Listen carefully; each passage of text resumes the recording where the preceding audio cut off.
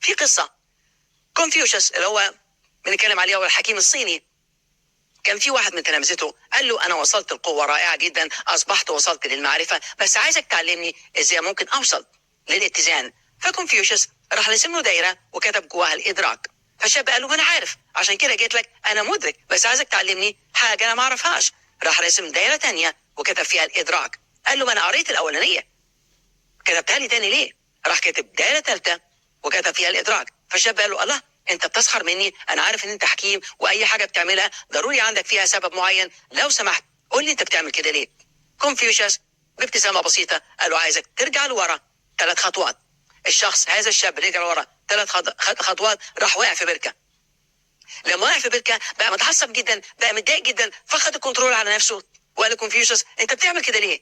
قال له اول دايره رسمتها لك فيها ادراك. ايه الادراك ده؟ ادراك الواقع، الواقع اللي انت فيه. انت لما جيت هنا كنت مركز فقط على اللي انت عايز تلاقي عليه، ما لاحظتش ان في بركه جنبك، ولما اتكلمت معايا وتلهيت في الكلام ما لاحظتش اطلاقا الواقع اللي انت فيه. فاول ادراك لازم تعرفه، لازم تعرف ادراكك للواقع، الواقع اللي انت عايش فيه. انت فين النهارده؟ في ال6 حاجات هنتكلم فيهم بعد كده بالتفصيل. 6 حاجات بتديك الاتزان في الحياه، ده الواقع. لازم تدرك انت فين دلوقتي، انت فين في احاسيسك، انت فين في سلوكياتك، انت فين في افكارك، انت فين في تركيزك، رايح فين، عايز تروح فين، انت فين وعايز تروح فين. يا ترى انت عارف تحدياتك؟ عارف ازاي تعدي منها؟ انت عارف مصادرك؟ عارف ازاي تستغلها؟ عارف ازاي الزمن ان الوقت هو الحاجه الوحيده اللي عندك، ومع ذلك برضه بتضيع وقت؟ هل انت مدرك ان الوقت بيعدي منك بسرعه؟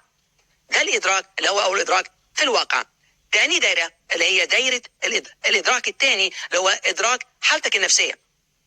بمجرد ما وقعت في البركه اتنرفزت وتعصبت، وطالما اتعصبت مش ممكن اطلاقا تكون متزن، ومش ممكن اطلاقا تقدر تاخد قرارات سليمه، لان قراراتك مبنيه على احاسيسك. وطالما قرار مبني على احاسيس، لو انت مبسوط هتسيب وتدي، لو انت مش مبسوط هتمسك. والغضب طبعا بيملاك تماما. بمجرد ما تغضب تنفسك بيزيد قوه، قلبك اللي بيدق 100,000 مره في اليوم بيدق اسرع، حتى ولو 1%. في حاجه اسمها الادرينالين بتطلع في جسمك، تلاقي ضغط الدم يزيد، تلاقي افكارك تزيد، تلاقي تركيزك، المخ بيحطك في حاجه اسمها فايت اور فلايت، يعني اهجم او اهرب. هتبص لنفسك وصلت لمرحله مش محتاجه اطلاقا، وانت وصلت المرحله دي بمجرد ما وقعت وبدات تتعصب خرجت بره الاتزان.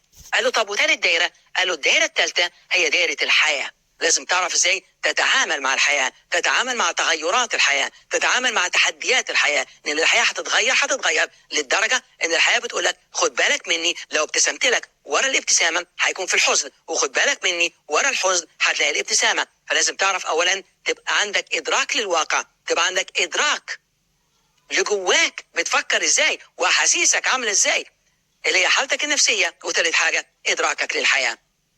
لو عرفت دول كويس جدا هتوصل لاعلى مراحل الاتزان والنمو في الحياه.